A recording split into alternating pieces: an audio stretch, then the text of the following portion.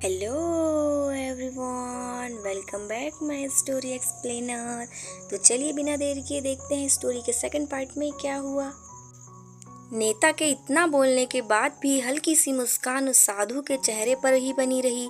यह देखकर वह और भी तिलमिला गया और उसने कहा, अब बहुत हो गया, मैं अब 1 मिनट भी यहाँ नहीं रुकने वाला। लेकिन अभी भी तेरे पास मौका है। अगर मुझसे माफ़ी मांगनी है या मुझसे कुछ कहना है तो कह सकते हो। इतना सब होने के बाद भी साधु के चेहरे पर एक मुस्कान थी और वह बिल्कुल शांत था। और फिर उन्होंने अपनी आंखें बंद करी और फिर साधु ने अपनी आंखें खोली, हाथ जोड़े और कहा कि मुझे आपसे कोई गिला शिकवा नहीं है। आपके लिए मेरे मन में कोई भी गलत ख्याल नहीं है। जो भी मेरे बारे में आपने कहा वह आपकी अपनी सोच थी, तो मुझे आप में कोई भी बुराई नज़र नहीं आती है। मुझे आप बहुत ही भले इंसान लग रहे हैं।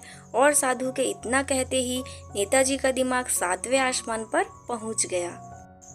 उसके चेहरे पर एक अजीब सी खुशी थी, क्योंकि उस साधु ने वही कहा जो बाकी सब लोग उस नेता को कहते हैं।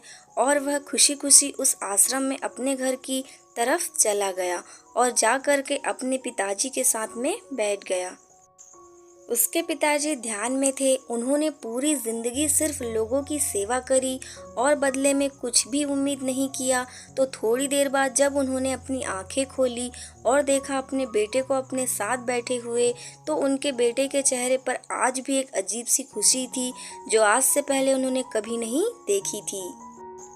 फिर उसने एक एक करके सब कुछ बताया, आज क्या हुआ, किस तरह से वह आश्रम गया और वहाँ पर क्या हुआ, उसने क्या कहा और साधु जी ने क्या कहा। जब उसके पिताजी ने पूरी बात सुनी तो थोड़ा सा मुस्कुराए और अपने बेटे को देख करके बोले कि उन्होंने तुम्हारी तारीफ नहीं करी, क्योंकि उन्होंने वह नहीं कहा जो कि तुम हो, उन्होंने वह कहा जो वह खुद हैं।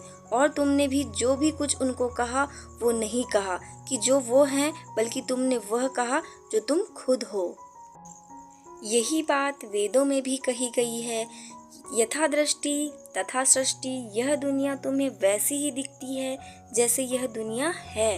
यह दुनिया वैसी दिखती है तुम्हें जैसे तुम खुद हो। जिनकी नज़र जैसी है उसके लिए यह दुनिया वैसी ही है। जो अगर तुम अपनी दुनिया को बदलना चाहते हो तो उसका सिर्फ एक तरीका है, अपनी नज़रों को बदलो। सो फ्रेंड्स, आप लोगों को इस स्टोरी से क्या शिक्षा मिली एंड मोटिवेशन मिली तो हमें कमेंट करके ज़रूर बताइएगा। और स्टोरी बहुत अच्छी लगी हो तो लाइक एंड सब्सक्राइब ज़रूर से कीजिएगा। हम आप लोगों के लिए ऐसी स्टोरी ही लाते रहेंगे। तब तक के लिए स्टे कनेक्टेड। Bye bye.